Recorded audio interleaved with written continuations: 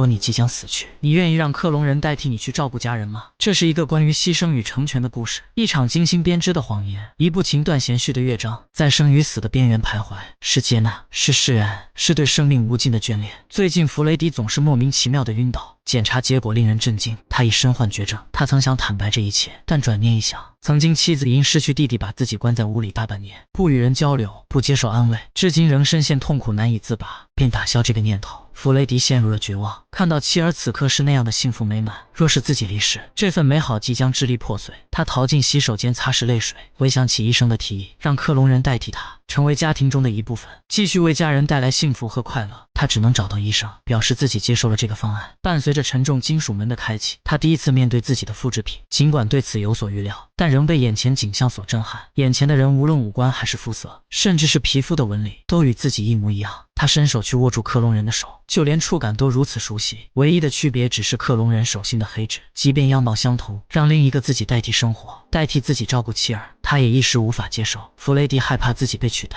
被淡忘。I'm sorry, Doctor. I can't do this.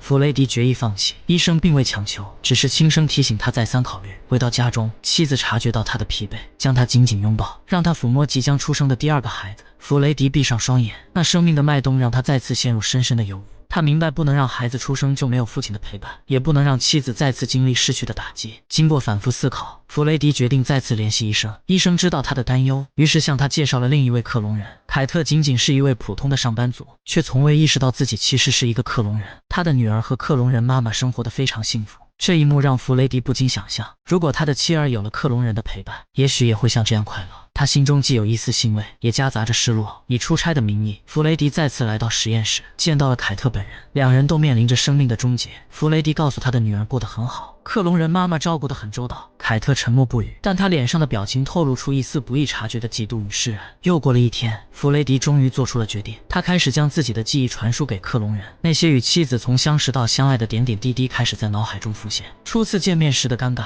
热恋时的甜蜜，儿子出生时的喜悦。记忆传输完毕后，弗雷迪在等待克隆人苏醒的间隙，给妻子打了个电话，告诉他自己一切安好。他看着妻子正忙碌地为即将出生的宝宝准备衣物，心中涌动着悲伤，却努力保持着平静，不让任何情绪泄露。然而当他与儿子通过视频玩游戏时，突然感到一阵耳鸣，他意识到自己可能又要晕倒了。在晕倒前的一刻，他及时切断了通话。这个时候，克隆人缓缓睁开了双眼，医生告知他，他只是别人的替代品。他听完后并没有任何抵触之意，而是选择接纳这个现实。次日清晨醒来的弗雷迪来到实验室，此时克隆人正接受医生对记忆传输完整性的测试。弗雷迪看着对方诉说自己与妻儿的幸福时光，内心五味杂陈。他情不自禁地迈前一步，当四目相对的刹那，克隆人的笑容暗淡了。两人眼神对视的一瞬间，却又好似看到了久别重逢的挚友。为了杜绝意外，两人必须相处一段时间，从日常点滴中找出彼此的差异。可怕的是，无论性格还是生活习性，两人都如出一辙，宛如照镜子一般。唯一的区别是，弗雷迪大限将至，而克隆人杰克却能健康的活下去。测试当天，杰克将与妻子视频通话。拨号的时候，杰克显得有些紧张，但当看到妻子的面容时，他逐渐恢复了从容。妻子也没有察觉到丝毫不对劲，笑着与杰克聊起了这几天的日常琐事。两人聊着家常，简简单单的话语中充满了对丈夫的爱意。弗雷迪看着克隆人与妻子谈笑风生，不由得渐渐握紧了拳头。两人的笑声越来越大，他内心受到的打击似乎也越沉重。终于，他再也无法忍受自己的挚爱与别人亲密的聊天，于是强行的中断了通话。这一行为也让杰克感到愤怒。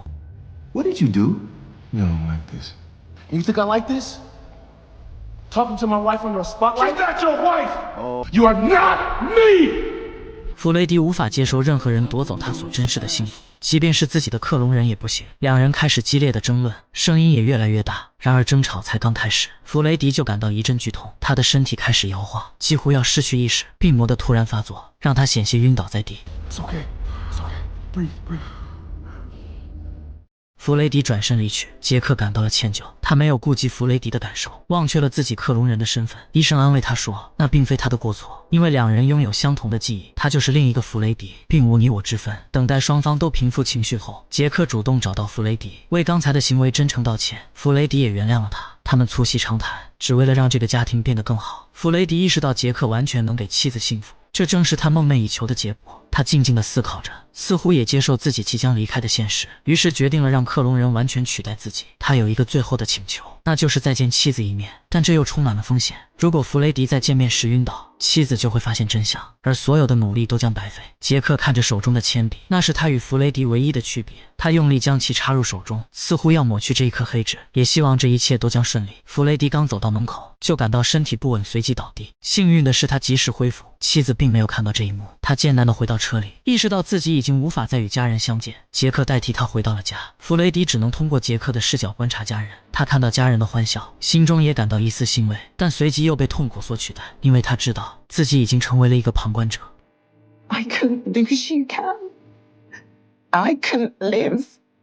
弗雷迪在听到妻子发自内心的话语后，确信自己的决定无比正确。但随着杰克越来越频繁地摘下隐形眼镜，医生暗示杰克可能不再愿意只做一个替代品，而是想要完全成为家庭的一部分。这同样意味着杰克已经越来越适应他现在的角色。虽然弗雷迪感到难以接受，但为了家人的幸福，他选择了忍耐。可是他开始频繁地做噩梦，梦见杰克伤害他的妻子，这让他越来越担心妻子的生活。在杰克又一次摘下眼镜的那天，弗雷迪无法再忍耐，他悄悄地回到了家。他没有直接去见家人，而是躲进了阁楼。在那里，他看到了儿子的画作，坐在沙发上感受着这一切的真实与遥远。他翻看着杰克和妻子的聊天记录，那里充满了爱与关怀，是他之前未曾察觉的。这时他意识到杰克一直在很好的代替他照顾家人。杰克看到弗雷迪眼中的坚定与忧伤，没有责怪他的突然归来。他意识到自己频繁的关闭监视器可能让弗雷迪感到了不安。杰克明白弗雷迪需要一个正式的告别。